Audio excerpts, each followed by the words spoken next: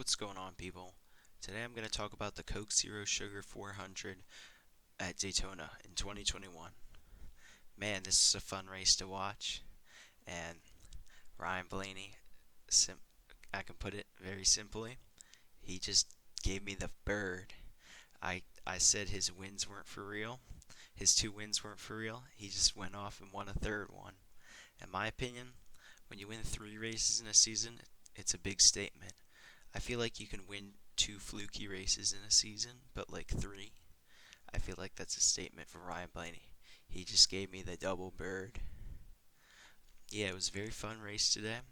I thought the bubble battle was very entertaining between Tyler Reddick and Austin Dillon.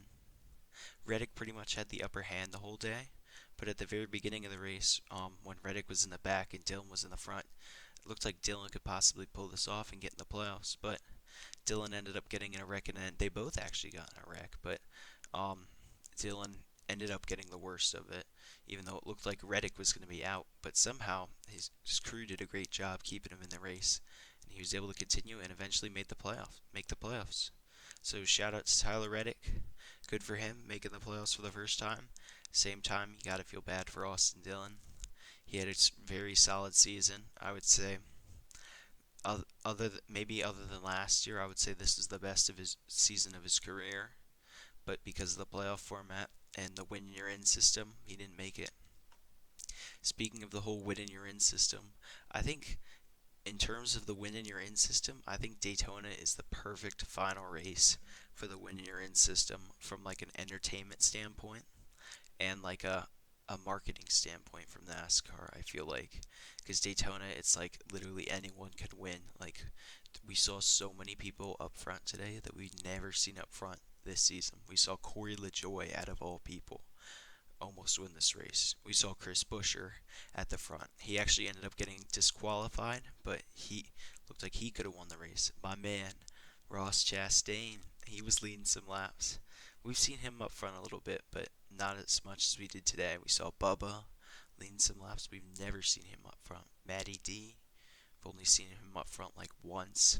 Cole Custer has just been running terribly this year. He was up front a lot. And Recky Spinhouse Jr. I said it going in today. Recky was going to be checkers or wreckers. And unfortunately for him, he wrecked. Now, moving on. Kyle Larson wins the regular season title. I wasn't surprised that he won the regular season title today. He had a very comfortable lead over Denny Hamlin, and especially when he got that like fifth place finish in stage two, I was like, oh yeah, he's got this. Like he got more points than Denny Hamlin and pretty much set him back to where he was at the beginning of the race. It was going to take like a DNF from Larson and a win from Hamlin for Hamlin to win the title, but that didn't happen. So congrats to Larson. In my opinion, this pretty much makes Larson a lock for the final four. He's got like how many playoff points does he have? Let me check real quick. He has 52 playoff points. That should be plenty to get him all the way to Phoenix. So yeah, congrats Kyle Larson. Now I'm going to go over the finishing results. So of course, as I said before, Ryan Blaney ended up winning the race. Chris Buescher did finish second, but he got disqualified, so he's going to finish dead last. Bubba Wallace ended up finishing second. Good run for the 2311 team. And they also announced he's going to have a new teammate next year, Kurt Busch. I'm happy that Kurt Busch got a ride. I really like Kurt Busch. And I think he's going to do good things for Bubba Wallace and that 2311 team. Ryan Newman finishing third. That's a really solid day for Ryan Newman. A bunch of these guys had really solid days that we've never seen up front before, but unfortunately it wasn't enough to get them in the chase. Ryan Preece fourth. Good day for him. Reddick fifth. Second top five of the season. Justin Haley finishing sixth. Impressive. I also felt like Alex Bowman had a really good day, finishing seventh. I felt like he was up front more than we've seen him for like the last few months. So I feel like this could be a step in the right direction for Alex Bowman to possibly like regain his form earlier in the season to maybe make a deep playoff run. Chase Elliott eighth. It looked like he was going to win the race for a lot of the race. But unfortunately, he got in a crash with Matt DiBenedetto. I was pushing for Matt DiBenedetto also. BJ McLeod, out of all people, finishing ninth. Jesus Christ, that's incredible. Same thing with Josh Bilicki finishing 10th. Eric Jones finishing 11th. I felt like he was kind of in that main pack the whole day. He didn't really come to the front until the end. Same thing with Kurt Busch finishing 12th. Then we got Denny Hamlin finishing 13th. He was one of the front runners all day.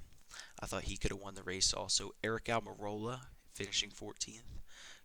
Going into the race, I thought Almirola was going to be one of the favorites. I thought he was going to run up front all day.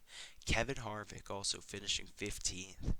Kevin Harvick, I would say he had a pretty strong day. He just doesn't have any playoff points, so I don't know what he can do in the playoffs. Corey LaJoie finishing 16th. In my opinion, I think this is Corey LaJoie's best race of his career in NASCAR. I know he didn't get his best finish ever, but like he was pretty much up front in that main pack the whole day. Like he looked really strong. Austin Dillon finishing 17th. He was another guy that was up front the whole day, but unfortunately for him, he got caught up in a wreck in the end and is gonna miss the playoffs. We got Ross Chastain finishing 18th. My man, he ran up front pretty much the whole day. He was really good. He was being aggressive. I don't think he caused any big wrecks, which is a good step for Ross Chastain because he tends to be a little reckless. Daniel Suarez finishing 19th. He, I felt like he was just kind of mid-pack the whole day. He came up at the end, and there was that wreck with him and Kurt Busch on the last lap, which eventually got Blaney the win. But I felt like other than like the very end, Suarez was just kind of mid-pack the whole day. And then our regular season champion, Kyle Larson, rounding out the top 20. Yep.